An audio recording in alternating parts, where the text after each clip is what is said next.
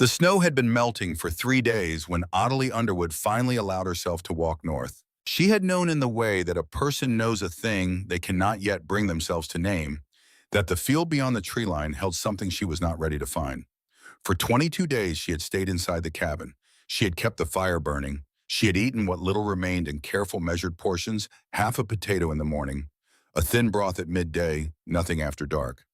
She had told herself she was being practical. She had told herself she was conserving her strength. She had been lying. The truth was simpler and harder than practicality. The truth was that as long as she did not walk north, Cornelius Underwood was still somewhere out in the world. Cold, perhaps. Lost, perhaps. But somewhere. The morning she finally went, the sky was the pale, washed-out blue that comes after a long storm has exhausted itself. The snow crust held her weight for 3 steps at a time before breaking through, and each time it broke, she lurched forward and caught herself. Lurched and caught herself, moving across the white expanse of the field, like a woman learning to walk again after a long illness.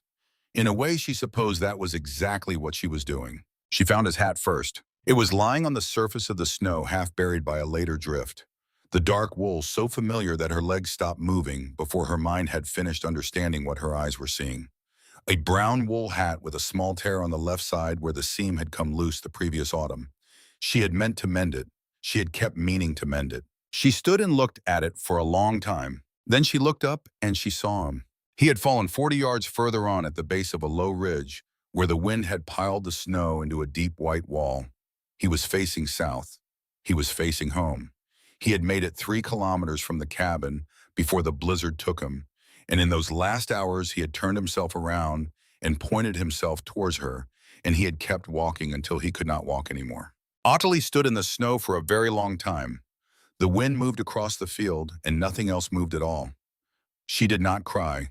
She discovered standing there that she had used all her tears in the cabin during the 3 weeks she had spent waiting, and now there was nothing left inside her that was soft enough to weep. What remained was something harder, something that had calcified in the cold the way water freezes into a shape and holds it. She walked to him. She knelt beside him in the snow. She picked up his hat from where she had left it 40 yards back without remembering having gone to get it, and she held it against her chest for a moment. Then she stood up and began the walk home. She was 35 years old.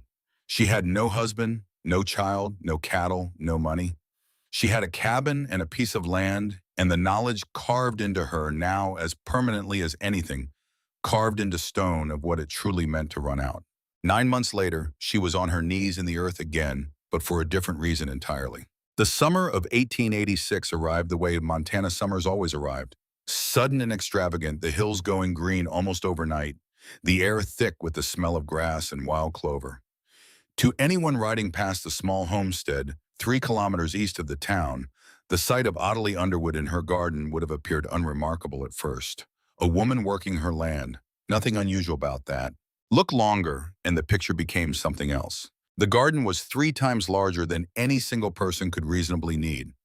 It ran from the south wall of the cabin all the way to the fence line, long, straight rows of potatoes and turnips and carrots and cabbages laid out with the precision of someone who had measured every inch of ground and assigned each inch a purpose. Beyond the garden stakes marked the boundary of a second plot she was still clearing, pulling rocks from the soil by hand and carrying them to a pile near the tree line. And beneath the floor of the cabin itself, she was digging. The root cellar had been Cornelius's idea, half-formed and never finished. He had dug down about 18 inches and then turned his attention to other things, the way Cornelius always turned his attention to other things, optimistic that whatever problem existed would resolve itself before it became urgent. Adelie had expanded his beginning into something systematic. She dug straight down into the Montana clay 2.5 meters until the temperature at the bottom of the hole held steady and cool, regardless of what the summer air was doing above. She lined the walls with straw, and then with sawdust, and then with rough cut planks of lumber layers of insulation that would protect whatever she stored there from the freezing temperatures above and keep it from spoiling in the warmth below. The interior stayed between 4 and 13 degrees Celsius year-round. Nothing would freeze, nothing would rot. She was building a vault, but Adelie was not building a vault. She was building a promise to herself made in the field north of the cabin on the morning she found Cornelius facing south. Never again. The argument that ended Cornelius Underwood's life had begun as so many arguments do, the previous May, 11 months before the snow trapped them. They had been sitting at the table after supper, the long Montana evening, still pale outside the window, and Ottilie had said that she wanted to buy more potatoes, more flour, more salt, more of everything. She had a feeling about the coming winter, not anything she could point to in the sky or read in the behavior of the animals, but something older than that, something her grandmother had pressed into her during childhood, the way you press seeds into soil deep and quiet and meant to survive. Cornelius had laughed. Not unkindly. Cornelius was never unkind. He was simply constitutionally unable to imagine disaster. His family in Sweden had been comfortable insulated from the worst years by money and position, and when he had arrived in Montana in 1882 and seen the long summers in the rich dark earth and the sky that went on forever in every direction, he had understood the land as a promise being made to him personally. "You worry too much," he had said. "This is Montana. This isn't Sweden." "Sweden is where I learned to worry," Ottilie had answered. He had smiled at her across the table, that particular smile of his that she had loved and that had also sometimes made her want to throw things. "We have enough," he said. "We'll be fine." She had let it go. She always let it go with Cornelius because he was good and because she loved him and because there were 100 other things to do.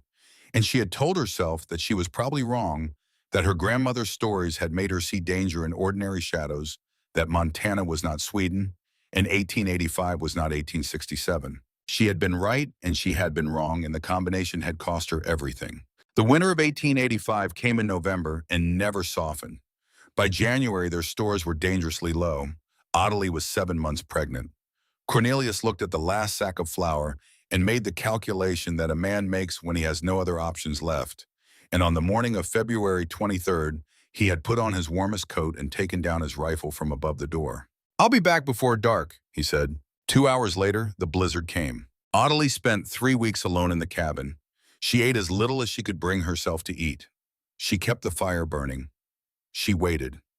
She prayed with a ferocity she had not known she possessed, kneeling on the cold floor, until her knees ached, bargaining with God the way you bargain with someone who holds all the cards. On the 14th day, she lost the baby.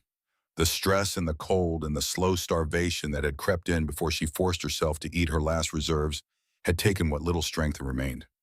She was alone. There was no doctor within 30 miles. She did what she had to do, and she survived it. And when it was over, she lay in the bed that she and Cornelius had shared and stared at the ceiling for a very long time. In the corner of the cabin stood a small wooden cradle. Cornelius had built it in October, working by lamplight in the evenings, his big hands surprisingly careful with the small joints. It was a good cradle, solid and smooth-sanded until there were no rough edges. She had not been able to take it down. Even now, months later, the cradle stood where Cornelius had put it.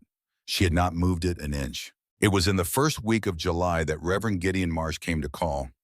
He was the town's minister and had been for 11 years a deliberate man in his mid-50s who wore his authority lightly in public and not so lightly in private. He had heard what everyone in the valley had heard, that the Swedish widow was buying up stores in quantities that made the general storekeeper shift uncomfortably behind his counter. Ottilie heard his horse on the path and did not stop what she was doing, which was carrying a crate of empty glass jars from the borrowed wagon into the interior of the cabin. "Mrs. Underwood," he said, "I wanted to look in on you. People have been concerned." "People are kind," Ottilie said. She set down the crate and straightened her back. "They say you've been buying up most of the valley's root vegetables. More than any one person could need. More than people expect one person to need," Ottilie said. "That's a different thing." The Reverend folded his hands, a gesture she recognized as preparation for something pastoral. "There are those who worry that grief has caused you to act from fear rather than faith. The Bible tells us that those who trust in God need not store up earthly treasures against an uncertain future." Ottilie looked at him for a moment without speaking. Then she said, "Reverend, I prayed all night on the 23rd of February. Cornelius still didn't come home." He opened his mouth and closed it again. "I have not stopped believing in God," Ottilie said, and her voice was entirely level. I have simply stopped believing that faith is a substitute for food. If God wanted us to survive winters without preparation, he would not have given us hands to dig with. She picked up the crate again. Reverend Marsh left. He did not argue further, and for a moment Ottilie thought that was the end of it. She would learn later that it was only the beginning. Before the week was out, he had spoken to half the town. The Swedish widow, he said, had not recovered from her loss. The grief had bent her thinking sideways. Someone should look in on her. Someone should help her. The help the Reverend had in mind did not involve potatoes. Harriet Colton started coming by in the second week of July. Harriet was 31 years old, a widow herself since the previous spring, small and quick-moving, with two young children who followed her everywhere like ducklings. She had heard about Ottilie the same way everyone in the valley had heard about her, through the particular grapevine of small communities where information travels faster than horses. But unlike almost everyone else, Harriet had not come to offer concern. She had come to help dig. She showed up one afternoon with a shovel and said nothing about it. Ottilie handed her a second lamp and took her down into the half-finished root cellar, and they worked side by side until the light outside the cabin window turned amber and then dark. Harriet asked no questions. Ottilie offered no explanations. The hole got deeper. This continued for 2 weeks. It was the most companionable Ottilie had felt since Cornelius died, that particular silence of working alongside another person toward a shared purpose, both of you too tired and too focused to say anything that is not necessary. Then the Reverend spoke to Harriet's brother. Harriet's brother, a man named Gerald Colton, who had moved in after Harriet's husband died to help with the children, came to Ottilie 3 days after his conversation with the Reverend. He stood at the edge of the garden, hat in hand, and told Ottilie in a careful voice that he was sorry, but Harriet wouldn't be coming anymore. People were talking. He had children to think about, or rather, Harriet had children to think about, and he had Harriet to think about, and the way things were going, having her name associated with Ottilie Underwood's name was not going to do any of them any favors. He was apologetic about it. That was the part Ottilie found hardest to absorb. He was genuinely sorry. He just wasn't sorry enough to do differently. She watched him ride away and then turned back to her digging. Harriet stopped coming. Ottilie did not call after her or send a message. She had understood in the moment Gerald explained it that Harriet was caught between two forms of need: the need to survive the coming winter and the need to survive the valley's opinion, and that Harriet had made the only calculation available to her. Ottilie held no anger about it. She understood calculation better than almost anyone. She just continued to dig. There was a moment about a week after Harriet stopped coming, in the middle of an afternoon so hot, the air shimmered above the garden rows, when Ottilie stood up from her work and looked at the cabin and the garden and the hole in the floor and the impossible amount of work still remaining, and she felt the weight of it all settle onto her shoulders like something physical. The loneliness of it. The sheer stubborn aloneness of being the only person in a 50-mile radius who was doing what she was doing, who believed what she believed, who remembered what she remembered. She stood there for perhaps 30 seconds. Then she knelt back down and went on planting. Grantham Holbrook came to find her at the general store on a Tuesday morning in late July. Ottilie had been expecting something like this. Word traveled, and Grantham Holbrook was not a man who allowed information to pass through his world without acting on it. He owned 50,000 head of cattle, a house that people in town still called the Big House, with a particular emphasis that contained equal parts admiration and resentment, and a reputation for solving problems before they had the chance to become problems. He was 45 years old and had the look of a man who had never seriously been told no. He found her examining a bolt of canvas near the back of the store and positioned himself in a way that managed to seem casual while making it impossible for her to leave without stepping around him. "Mrs. Underwood," he said, "I've been meaning to speak with you." "Mr. Holbrook, I've heard some things about your preparations for winter." He smiled at her. It was a warm smile, practiced but not insincere. "A woman of your situation, managing alone, doing what you believe is best. I respect that enormously." Ottilie waited. "The thing is," he continued, "there's been some concern in town about the purchasing, the effect on availability for other families." He spread his hands in a gesture of reasonableness. "I'd like to make you an offer. A fair price for your stores, whatever you've accumulated. I'd take on responsibility for distributing to the community, see that everyone gets their fair share." He paused. "That's the real point of what you've been doing, isn't it? The community." making sure everyone has enough. Ottilie looked at him for a long moment. "That is very generous, Mr. Holbrook," she said. "I thought you'd see it that way. I'm not selling." The warmth in his expression did not disappear exactly. It thinned. "Mrs. Underwood, I want to be clear that I'm trying to help you here. A woman alone with the kind of attention you've been drawing, it might be easier for everyone if—" "I'm not selling," Ottilie said again and picked up the bolt of canvas. Grantham Holbrook was quiet for a moment. When he spoke again, his voice had acquired a new quality, not threatening precisely but adjacent to it, the voice of a man reminding you that he has resources and you do not. "I'll remember this conversation," he said. Ottilie looked at him directly. "So will I," she said. She paid for the canvas and walked out into the July heat, and she did not let herself think about Grantham Holbrook again until she was safely inside her own door. Then she thought about him very carefully. He had 50,000 cattle. He had a wife who wore her certainty like jewelry. He had never, she was almost certain, gone genuinely hungry in his life. He believed with the complete confidence of a man who had always gotten what he wanted that Montana was a place where men like him built empires and kept them. She thought about what her grandmother had told her. She thought about what she knew. Then she went to check on the root cellar. Eugenia Holbrook's carriage came up the muddy path on a Thursday afternoon in the first week of August. Ottilie was on her knees in the earth. She had been on her knees in the earth since sunrise, which gave her a crick in her lower back she had stopped noticing 3 weeks ago. She heard the carriage before she saw it, the particular sound of a well-maintained vehicle with expensive wheels navigating a road that was beneath it. She did not look up. "What on earth are you doing?" The voice came from above her from the carriage. Ottilie drove another seed potato into the soil, covered it with her palm, moved 6 inches, drove another. "Storing food," she said. A pause, then the sound of the carriage door opening and the sound of expensive shoes finding their way down to the level of ordinary people. Eugenia Holbrook was 38 years old and had the bearing of a woman who had been given every possible advantage and had made excellent use of them. Her dark hair was arranged perfectly despite the August heat. Her dress had not been bought within 600 miles of Montana. She walked to the edge of the garden and looked down at Ottilie with an expression that managed to combine genuine curiosity with a mild but unmistakable condescension. "My husband tells me you've been buying half the valley." "Probably closer to a third," Ottilie said. "The winter is 5 months away." "Yes." Ottilie moved to the next position and pressed another seed into the earth. Eugenia looked around at the scope of the garden. The turned earth extending from the cabin wall to the fence line, the clean rows, the careful spacing. Then she looked at the cabin itself with its small shuttered windows and the smoke-stained chimney and the simple functional plainness of a building meant for survival rather than impression. "People are talking," Eugenia said. "They say the Swedish widow has lost her mind with grief, that she's hoarding like a squirrel because she's afraid of her own shadow." Ottilie stopped working. She rose to her feet slowly because her knees ached and because she was 35 years old and had been kneeling in the earth since sunrise. She straightened her back.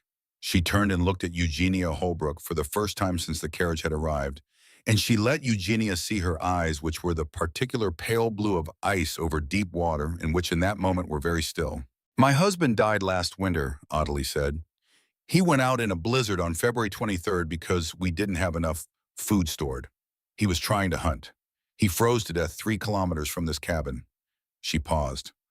"I found his body 3 weeks later when the snow melted enough to see where he had fallen. He was facing south. He was trying to come home." The smile on Eugenia's face flickered, just for a moment. Then it came back softer than before, but still present, still certain of itself. "That's terrible," Eugenia said. "Of course, but surely the answer isn't to become a hermit surrounded by vegetables. The answer is community, neighbors, civilization. We have the railroad now, Mrs. Underwood. We have the telegraph. There are ranchers in this valley running 100,000 head of cattle." Ottilie looked at her. "Come inside," she said. It was not an invitation Eugenia had expected, but something in Ottilie's voice, the complete absence of hostility or pleading the flat matter-of-fact certainty of it, moved Eugenia's feet before her mind had a chance to object. She followed Ottilie into the cabin and then across the main room to the place in the floor where the trapdoor was, and Ottilie lifted it without ceremony, and the cold air came up. It came up carrying a smell that Ottilie knew by now as intimately as her own hands' earth and wood, in the faint sweetness of root vegetables, in the smokier darkness of dried meat. It was the smell of something that had been thought about and planned and built over the course of months of very hard work. It was the smell of intention. Eugenia stood at the edge of the opening and looked down. Ottilie took the lamp from the hook near the door and climbed down the ladder and held the light up. The shelves lined 3 walls. The jars were arranged in rows sealed with wax, the pale gold of pears and syrup, and the deep red of berries, and the translucent green of pickled cucumber, catching the lamplight. Below the jars, Hessian sacks were stacked in precise columns, flour and dried beans and dried peas. Along the 4th wall, strips of smoked venison and elk hung from wooden dowels, each piece cut to the same width, cured, until they were hard and dark and would last through spring without spoiling. In the center of the floor, more sacks of root vegetables, potatoes, and turnips and carrots packed in the cool, dry air. 272 kilograms. Ottilie said, her voice rising from the darkness below. Enough for 7 months without leaving the cabin once. Eugenia stood above, looking down. She did not speak. That was the moment Ottilie would think about it later. That was the moment when the certainty in Eugenia Holbrook's face genuinely failed. Just for a moment, just for the length of time it takes a person to absorb something that does not fit the shape of the world they have been living in. It was a small thing, that hesitation barely visible. But Ottilie, looking up from the cellar, caught it.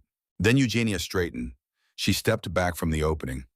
By the time Ottilie had climbed back up with the lamp, the expression on Eugenia's face had reorganized itself into something very close to its original form. Winter in Montana lasts 4 months, Eugenia said. 5 in a bad year. You are preparing for something that is never going to happen. Ottilie said nothing. She set the lamp back on its hook. When spring comes, Eugenia continued, moving toward the door, and you are sitting on a mountain of rotting vegetables. I hope you remember this conversation. I hope you have the clarity to understand how foolish you've been. She went out. Ottilie heard the carriage door and then the sound of the wheels in the mud, and then nothing but the wind in the grass outside and the faint settling sound that the cabin made in the afternoon heat. She stood alone in the room and looked at the closed trap door in the floor. Below it, 272 kilograms of food. Enough for 7 months, more if she was careful, more if she had to be. She thought of Cornelius's hat in the snow. She thought of the cradle in the corner. She thought of Reverend Marsh and Grantham Holbrook and the thin, careful way that Harriet's brother had told her that Harriet wouldn't be coming anymore. She thought of her grandmother. Pearl Marsh made the journey from Helena in September, traveling by wagon with her grandson, because she was 83 years old and almost blind, and her hands had been twisted by decades of labor into shapes that bore only a passing resemblance to hands. But her mind was sharp. Her memory was long. And she had not come all this way to be polite. She stood at the edge of the open trapdoor and breathed in the cold air that rose from below, and she nodded a small, slow movement of her head that contained more approval than most people expressed in an entire conversation. You're doing it right, she said. People think I've lost my mind, Ottilie said. They always do. Pearl lowered herself carefully onto the chair Ottilie had brought out for her, one hand on the table, the other gripping her walking stick.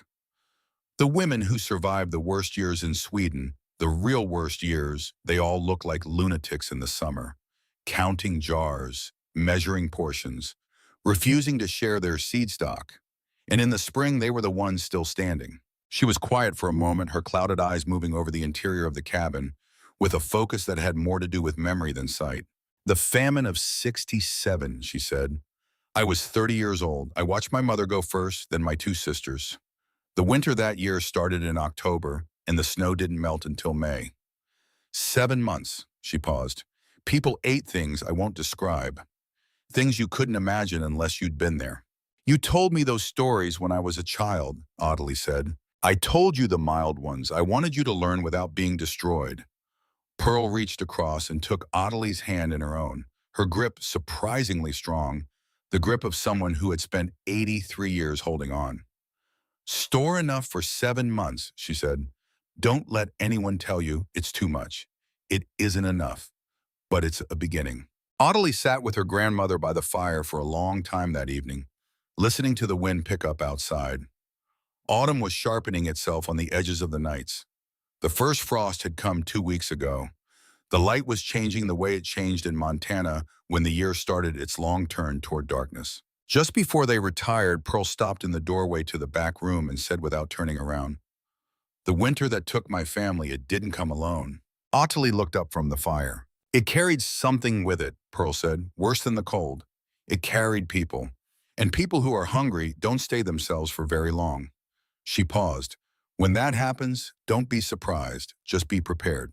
Ottilie lay in her bed that night and looked at the ceiling above her, the familiar planks of pine that she had memorized during the long nights of the previous winter.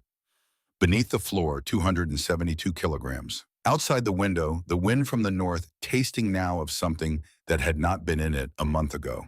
The winter was 6 weeks away. Ottilie knew what it was going to carry with it. She knew because she had been the one who went looking in the field and found Cornelius facing south 3 kilometers from home in the snow. She knew because of the cradle in the corner that she could not bring herself to take down. She knew because her grandmother's grip at 83 was still the grip of someone who had survived something most people could not imagine and had never once stopped being afraid that it would come back. She pressed her eyes closed.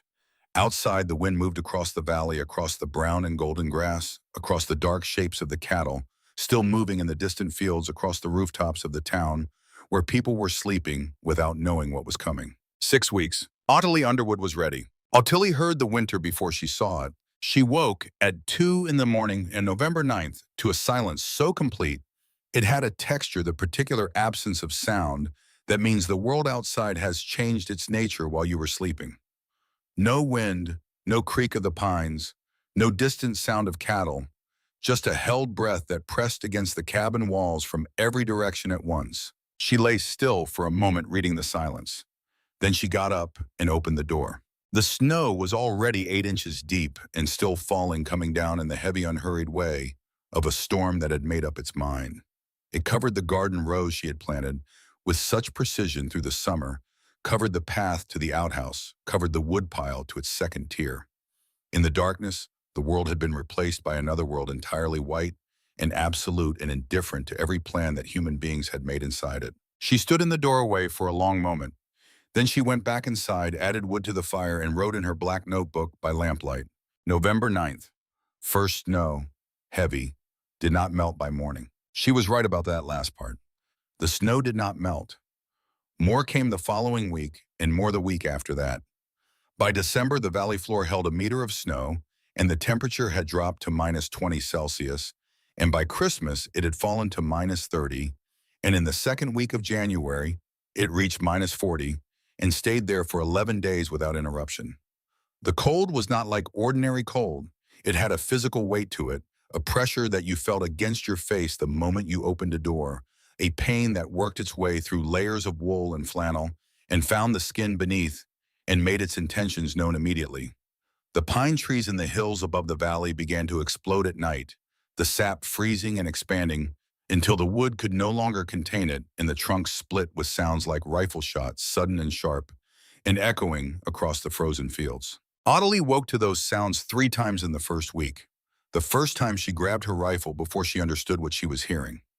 By the third time, she simply lay in the dark and listened to the trees dying on the hillside and thought about what was happening to the cattle in the open fields below.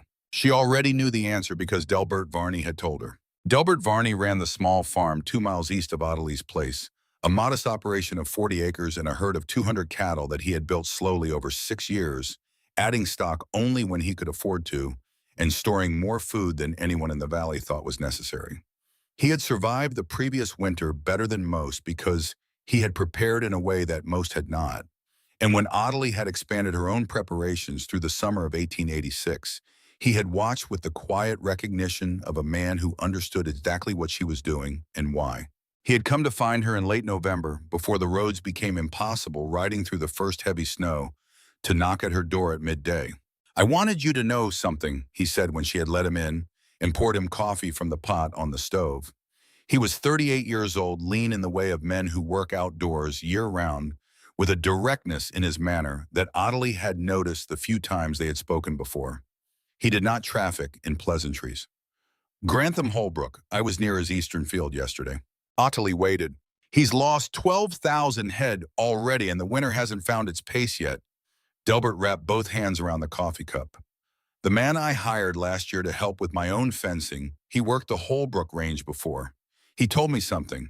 Said that 2 nights ago, Grantham went out to the field where the cattle were dying and stood there for close to an hour, just standing, looking at one carcass and then moving to the next, not saying anything, not doing anything. Delbert paused. Then he went inside and didn't come out the next day, or the day after. Ottilie understood what Delbert was telling her. She had seen it before, not in men with 50,000 cattle, but in men with much less, the moment when the enormity of a loss outpaces a person's ability to process it, when the mind simply stops, unable to generate a response proportional to what is happening. Grantham Holbrook has never lost before, she said. No, Delbert agreed. He hasn't. He set the cup down and looked at her steadily.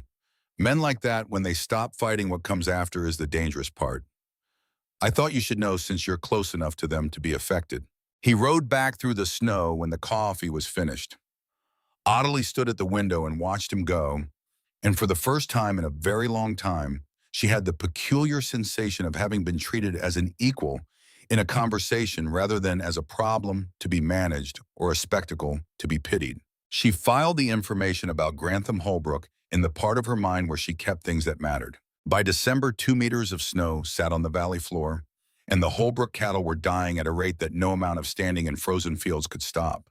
The animals that did not freeze in the open froze in the barns because the barns were not built to manage the temperatures that January delivered. The drifts reached the roof lines. Entire structures vanished under the accumulation.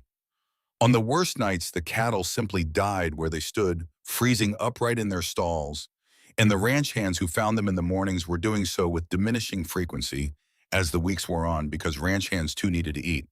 And the Holbrook house was discovering that the assumption of abundance is not the same thing as abundance itself. Ottilie learned these things in the way that isolated people learn things in bad winters, piece by piece, from whoever managed to reach her door. Reverend Marsh had organized the church as a shelter for families who could not keep their own homes warm. And twice a week in the early part of December, he sent a young man on skis to Ottilie's cabin to collect whatever she could spare and carry it back to the 12 families sleeping on the church pews. Ottilie gave him exactly what she had calculated she could give, measured out from the cellar into cloth bags that she marked with the family name and the date and the amount. She kept her black notebook updated every evening without fail. 11 families now depended in whole or in part on what was in her cellar. She ran the numbers every night by lamplight, adjusting for the portions she had given out that day, projecting forward by weeks and then by months. If the winter ended in April, she was fine. If it ran to May, she would be short. If it ran past May, she would have to make decisions she did not want to make. She responded to this uncertainty the way she responded to most uncertainty, by acting on the variables she could control. She began eating less, not dramatically, not in a way that would compromise her ability to work, because if she could not work, she could not distribute, and if she could not distribute, people would die. But she cut her own portions by a third and then by half methodically the way she did everything, and she did not record it in the notebook because the notebook was for information she might need to share, and this was not information she intended to share with anyone. Harriet Colton came back on a Tuesday evening in the second week of December. Ottilie heard the knock and opened the door to find Harriet standing in the snow with her 2 children pressed against her on either side, the older one, a girl of about 7, holding a lamp that she had clearly been told to keep steady no matter what. Harriet's face in the lamplight was thinner than Ottilie remembered it and very pale, the color of someone who has been spending warmth she does not have. Ottilie opened the door wider and all 3 of them came in. She sat the children near the fire and gave them each a cup of hot water with a small amount of honey, and she watched their hands around the cups, the particular careful grip of children who have learned not to spill anything. Then she sat across from Harriet and let the silence do its work. "I need to ask you for help," Harriet said finally. "I know," Ottilie said. "I know I left. I know Gerald told you why. I'm not asking you to forgive that right now." Harriet looked at her hands. "I'm asking because my children are hungry and I don't have anywhere else to go." Ottilie looked at the 2 children by the fire. The girl was still holding the lamp with that careful, deliberate grip. The boy, younger, maybe 5, had fallen asleep already leaning against his sister's arm with the complete trust of small children in the steadiness of the people holding them up. I can give you what I give every family, Audley said. Enough for 1 week. You come back next week and I give you the same again. Harriet looked up. There was relief in her face and also something else, a confusion that she could not quite hide. That's all, just a week at a time. I have 11 families, Audley said. If I give each of them a month at once, I run out before February. If I give each of them a week at a time, I can stretch what I have to the end of winter. She said it plainly with no apology in her voice because there was nothing to apologize for. It was arithmetic. It was survival. It means you have to trust me to still be here next week and the week after. Harriet looked at her for a long moment. I should have trusted you in July, she said. Audley stood and went to the trap door and climbed down. When she came back up, she was carrying a sack of potatoes, a jar of preserved pears, and a portion of smoked venison wrapped in cloth. She put them on the table. Harriet looked at the food and did not speak. Wake the boy, Audley said. The path back is icy past the third fence post. Harriet woke her son and gathered the food and got both children into their coats. At the door, she paused with her hand on the latch. Audley, she said. It was the first time she had used her name. I'm sorry. Come back Tuesday, Audley said. The door closed. Audley stood in the room alone and listened to the sound of them moving away through the snow, the creak of footsteps going quiet as they reached the deeper drifts. Then she went to the table and sat down with her notebook and adjusted the numbers for what she had just given out. She looked at the column of figures for a long time. Then she went to the cellar, climbed down, and put back half of what she had been planning to eat for supper. She climbed back up, closed the trap door, and cooked the other half. It was enough. It would have to be. Delbert Varney began appearing at her door without explanation in the third week of December. The first time he carried 2 of the weekly portions she had packed for families on the far side of the valley, households that could no longer make the journey to her cabin through the waist-deep drifts. He skied in with the bags across his shoulders and delivered them himself and came back to tell her they had arrived safely. He did not ask for anything in return. He did not make conversation about it. He simply told her the delivery was done and asked if there were others. Audley gave him 2 more bags for the following week. He came back. She gave him more. He came back again. She began to understand that Delbert Varney was not doing this because he had nothing else to do. He had his own farm to manage, his own animals to keep alive in the killing cold, his own firewood to split and water to haul. He was doing it because he had calculated, as Audley had calculated, that some things were worth the cost of the doing, regardless of what they cost you personally. She did not thank him. She thought he would find it odd. She simply gave him the bags and told him the addresses and made sure there was coffee hot when he returned. It was, she realized one evening after he had gone, the most functional thing she had experienced with another person since Cornelius died. Not warm exactly, not easy, just functional in the way that 2 people working alongside each other can be functional when they both understand what needs to be done and neither one of them needs to perform anything about it. She thought it was enough for now. She was wrong, but she did not know that yet. Reverend Marsh came to her door at 11 o'clock at night on the 15th of January. Audley was still awake, which was the only reason she heard the knocking, because the sound was weak, barely audible through the wind that had been driving snow against the north wall of the cabin all evening. She had the rifle in her hand before she reached the door, a reflex she had developed in the weeks since the winter turned serious and the desperation of families in the valley had begun to make people less predictable. She opened the door and Reverend Marsh almost fell inward. He caught himself on the door frame and straightened, but it was the straightening of a man drawing on reserves that are nearly gone, a deliberate muscular effort rather than a natural act of balance. He was covered in snow from shoulder to boot, which meant he had been walking for some time in the current conditions. His lips were the color of a bruise.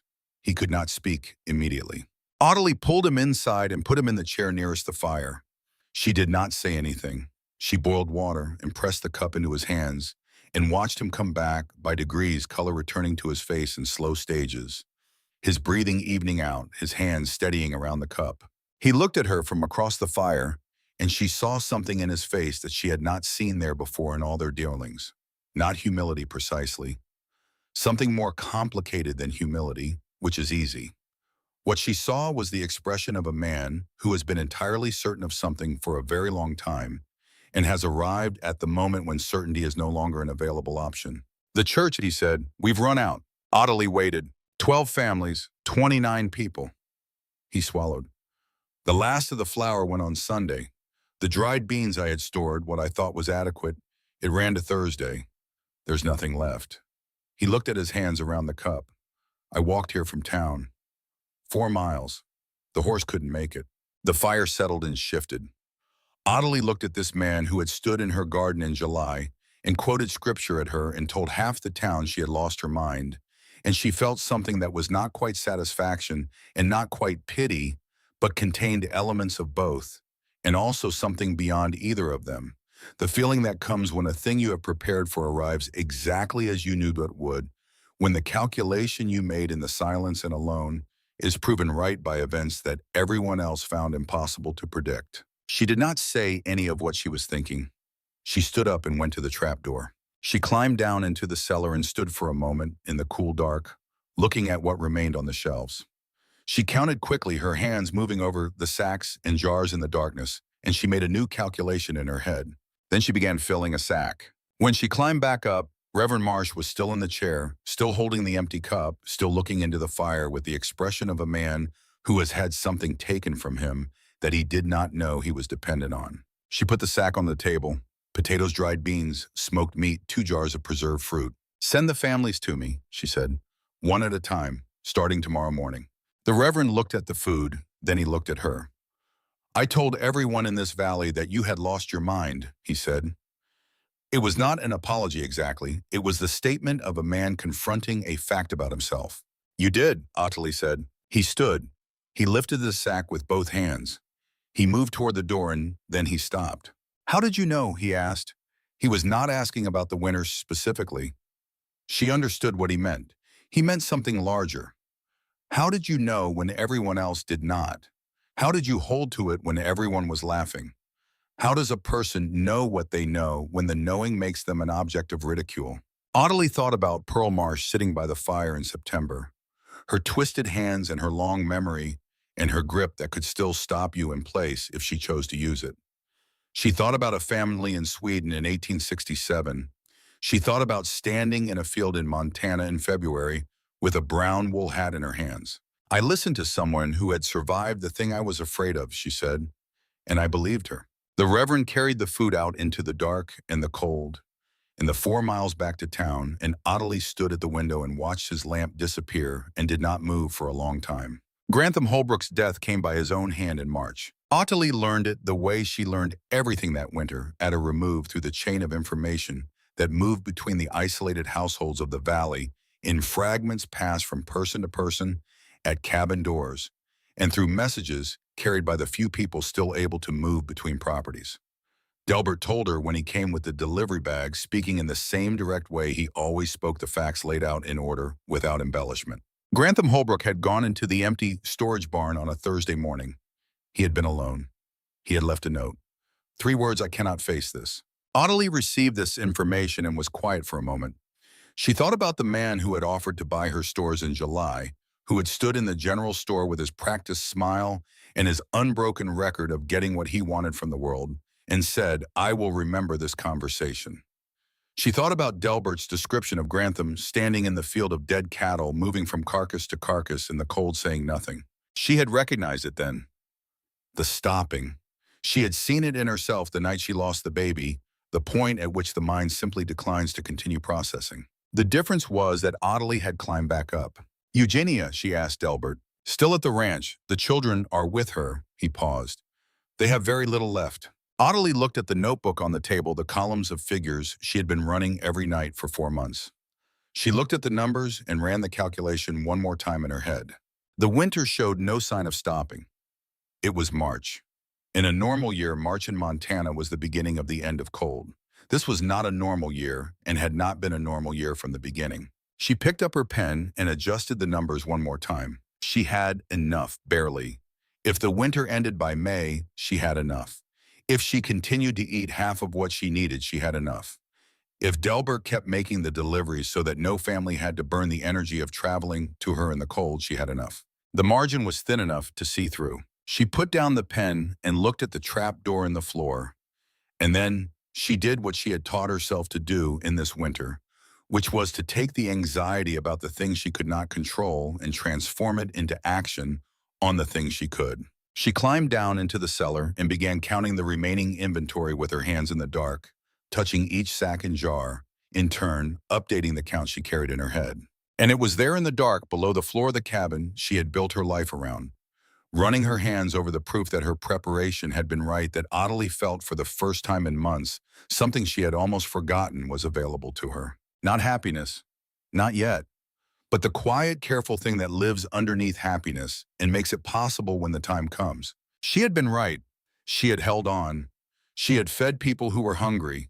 She had turned away no one who knocked on her door, even when her own supper was half a potato and a piece of bread the size of her palm. The winter was not over, but she was going to last until it was. Above the trap door, a knock came at the cabin door, then another. Ottilie climbed up from the cellar, brushed the earth from her hands, and went to open it. She opened the door and there was no one there. Just the wind and the dark and the snow still falling in the way it had been falling for 4 months. Without hurry, without apology, as though it had never been asked to stop and could not imagine why it would. Ottilie stood in the doorway for a moment, looking out at the empty path, and then she understood. The knock had been the wind finding a loose board on the south wall, the same board that had been loose since October, and that she had been meaning to fix and had not fixed, because there were always 12 other things that mattered more. She closed the door and stood alone in the room. The fire was low.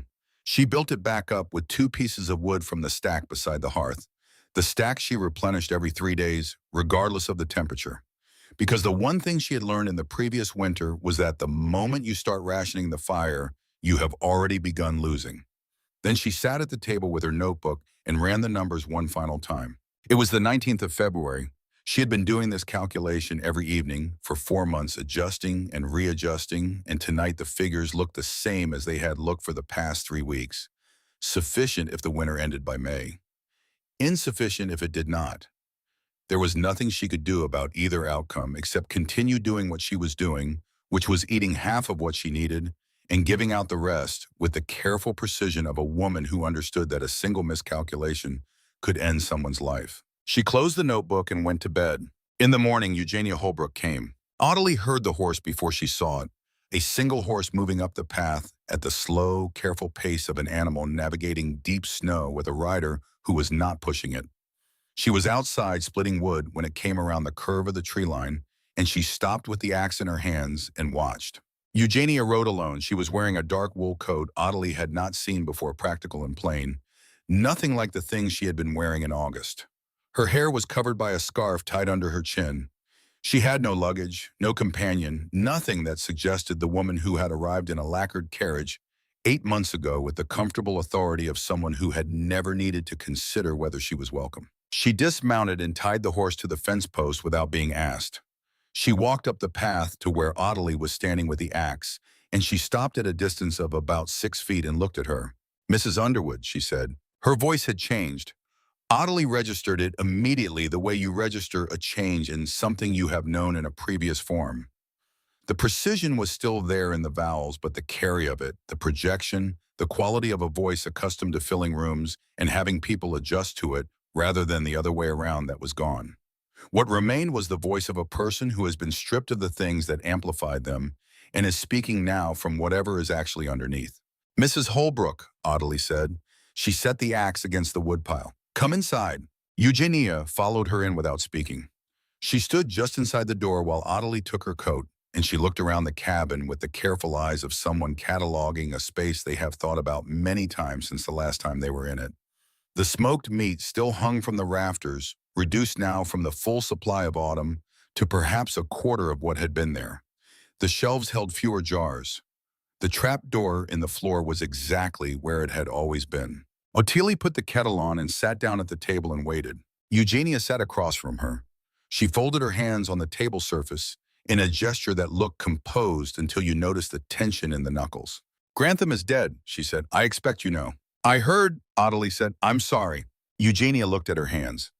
Something moved across her face, a complicated expression that contained grief and anger and exhaustion and something else underneath all of it. Something that looked like the beginning of a person reassembling themselves after a long time of not being able to. My children don't know how he died, she said. I told them his heart stopped in the night. She paused. It did stop, just not the way I described it. She looked up. I don't know if that was the right thing. I made the decision in the first hour before I had time to think about whether it was right, and now I've said it enough times that I think I have to keep saying it at least until they're older. She was quiet for a moment. It may be the only thing I've done correctly since August. Ottilie said nothing. She had learned in these months of people arriving at her door with their hunger and their shame and their various degrees of desperation that there were conversations that needed silence more than response, and this was one of them. We're running out of food, Eugenia said. I have enough flour for perhaps another week. The hunting parties have come back empty for the past 3 weeks.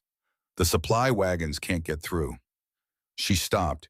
Then she said, quite simply, with the flatness of a person who has worn through all available euphemism, my children are starting to look hollow, around the eyes.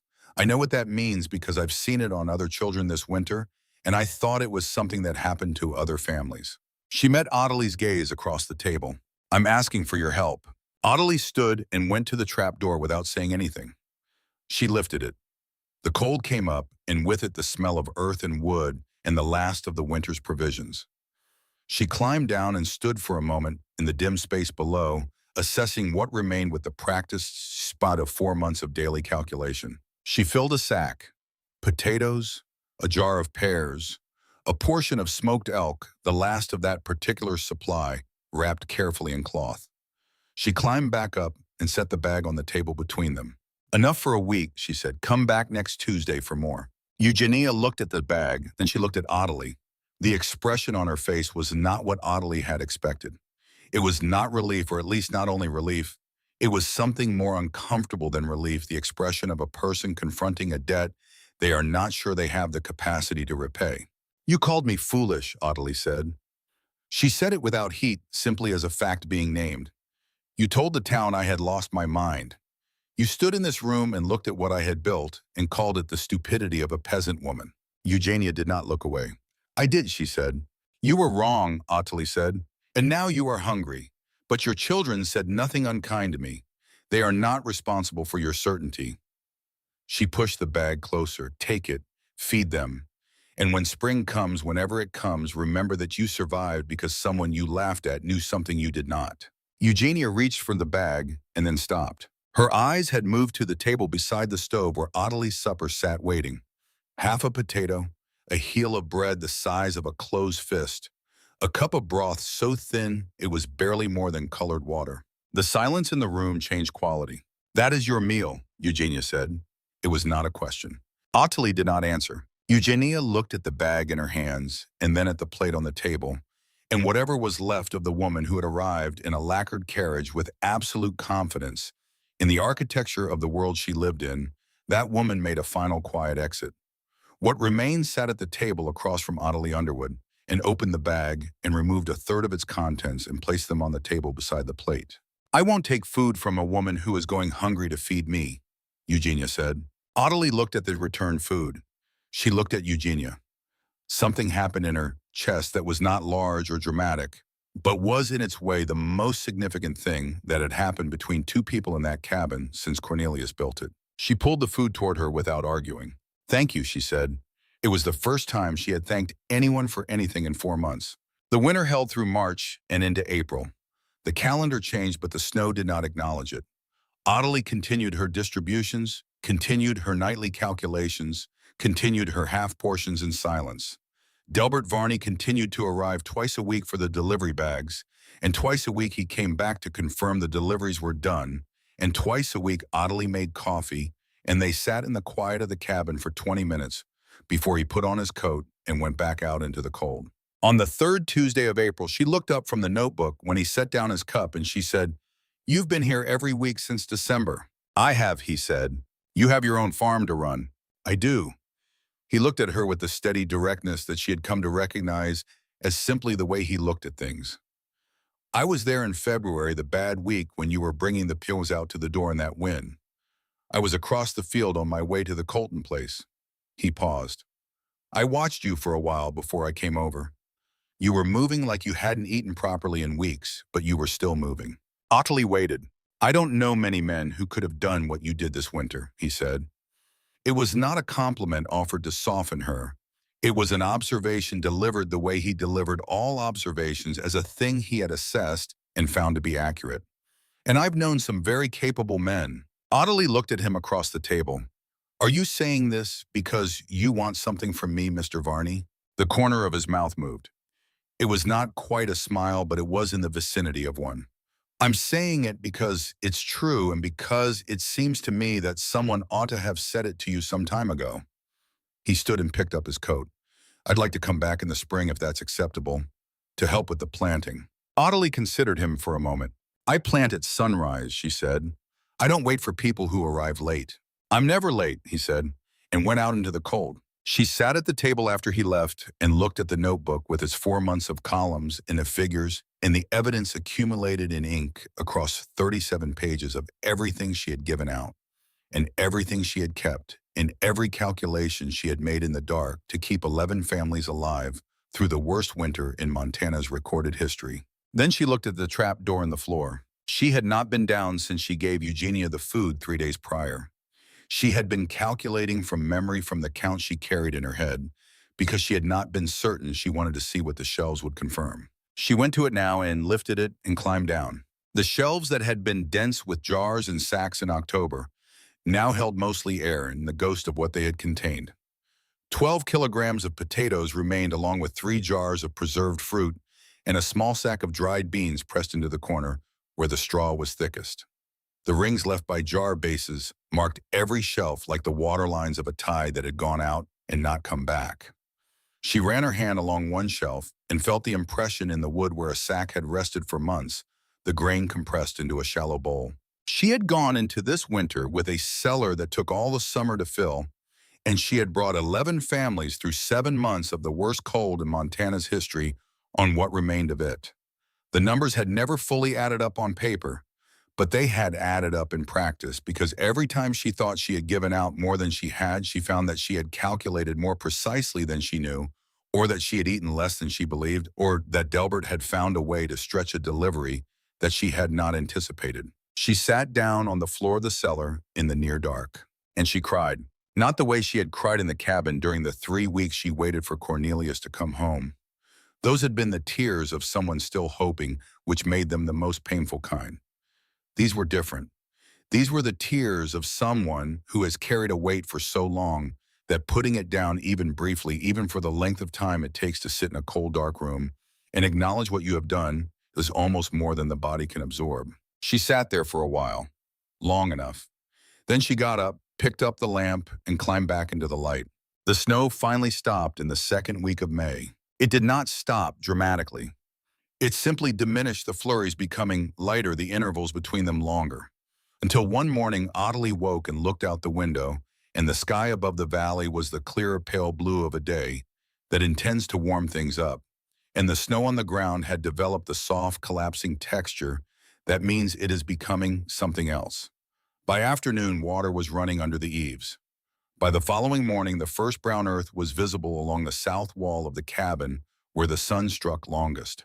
7 months. Ottilie walked out to the garden on the morning the earth appeared and stood looking at it. The valley below was a record of what had happened, the fields marked with the shapes of cattle that had died where they stood and been buried by snow, and were now emerging as the melt progressed, dark masses visible across the grassland in every direction she looked. Some of the barns were missing sections of roof collapsed under the weight of the accumulated snow. The road into town, when she walked it 2 days later, was flanked by the wreckage of a winter that had simply exceeded every category people had built to contain it. She went to town to buy seed.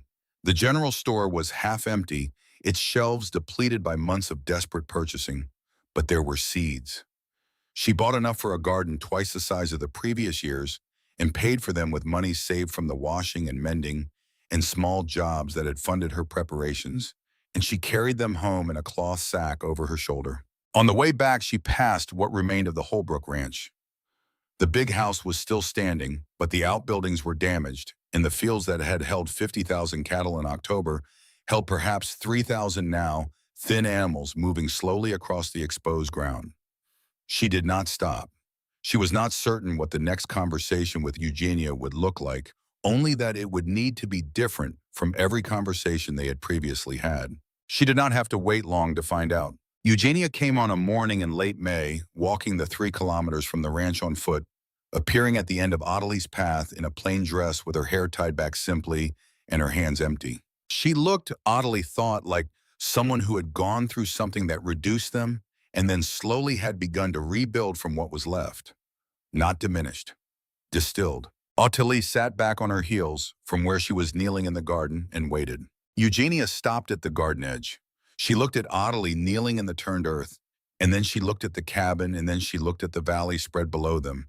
And the expression on her face was not grief exactly, though grief was certainly present.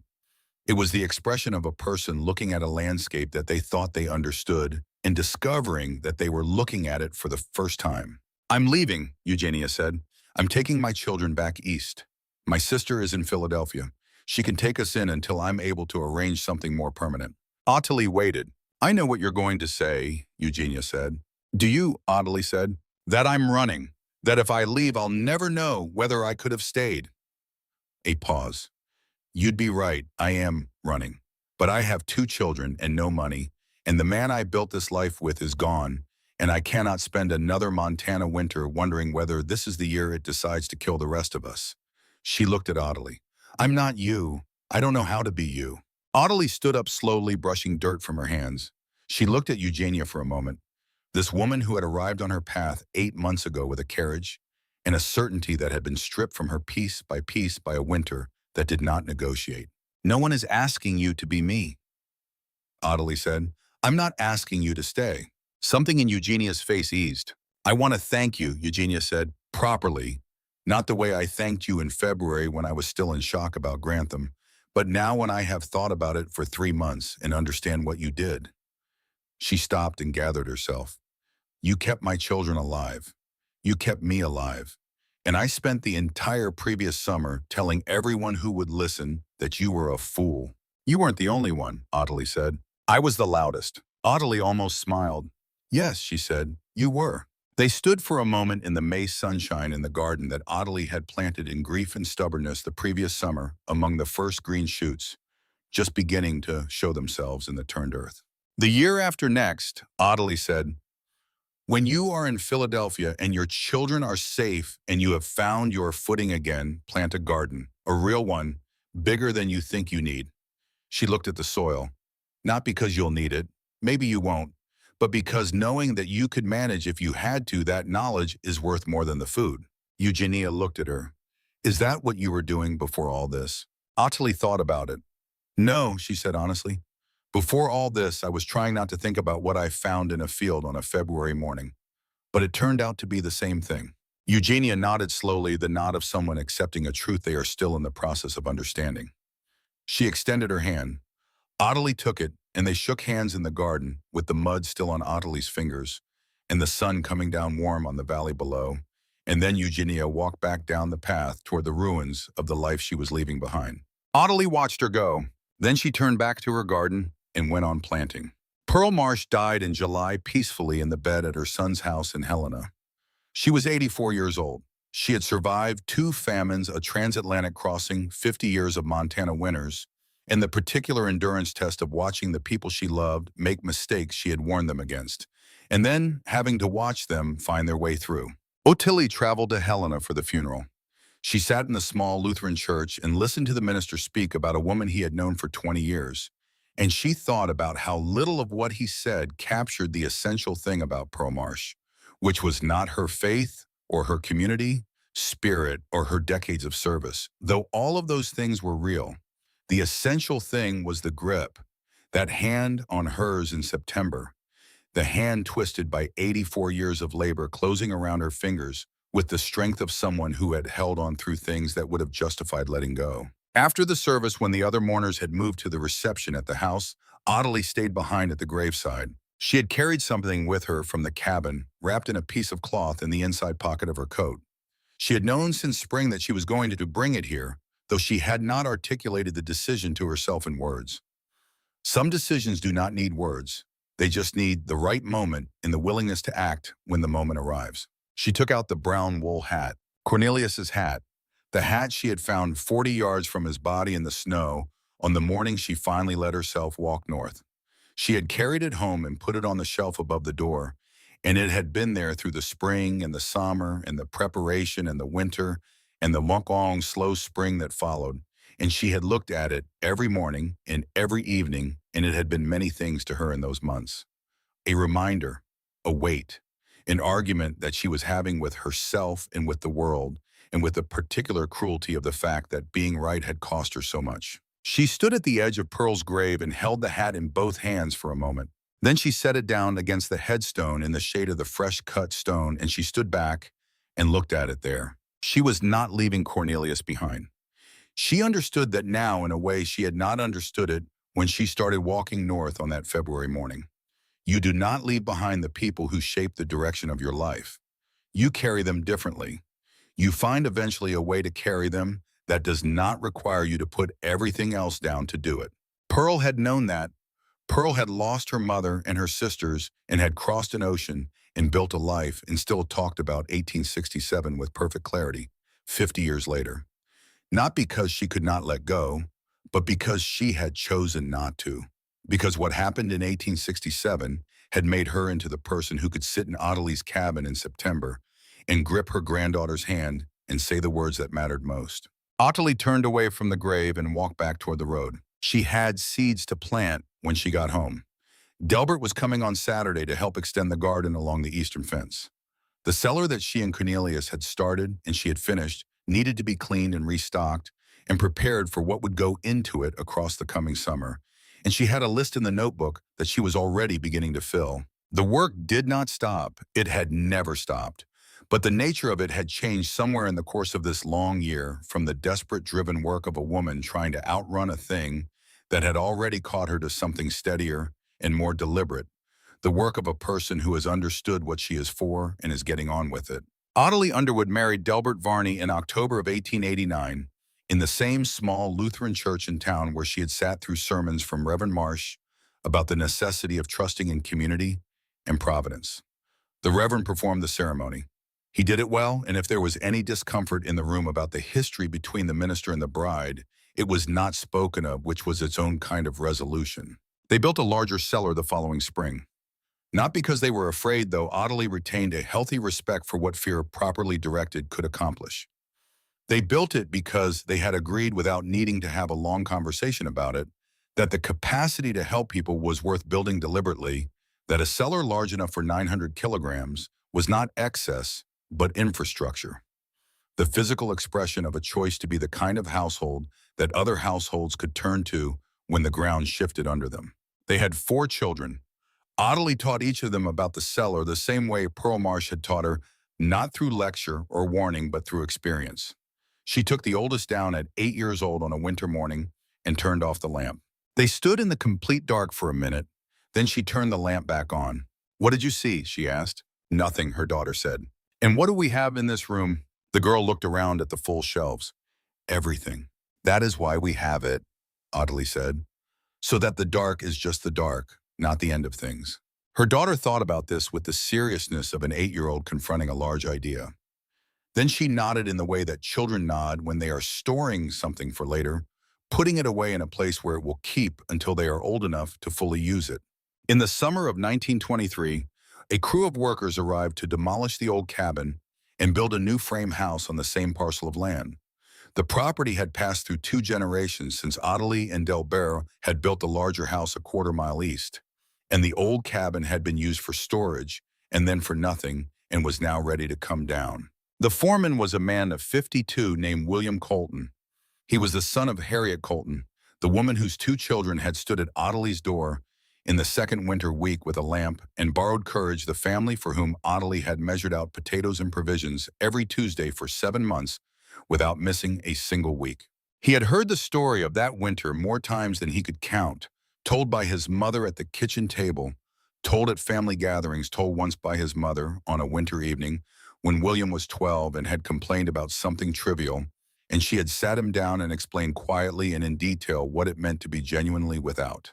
When the workers broke through the floor of the old cabin and found the original cellar still intact below, the young man who was sent down to examine it called up that it was lined with straw and sawdust and wood and was in surprisingly good condition. William Colton stood at the edge of the opening and looked down into the dark. He thought about his mother's hands around a cloth bag on a Tuesday morning, the way she had carried it home through the snow.